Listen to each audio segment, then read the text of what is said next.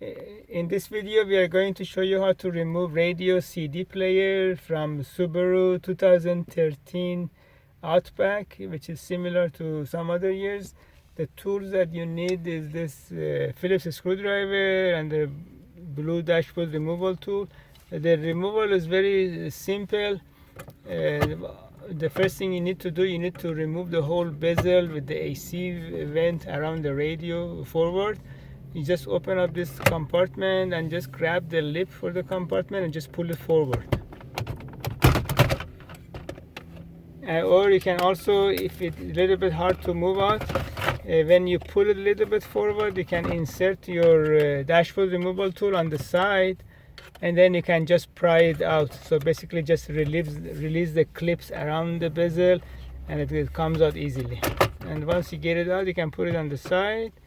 And then there are 4 mounting screws Phillips that you can see. It's 2 on the passenger side, and then there are 2 on the driver's side. And once you get these 4 screws out, and then you can remove the radio. And these are the connector in the back. And if you need any repair for this radio CD player, you can send it to High Tech Electronic Services in Van Nuys, California, 818-785-8085.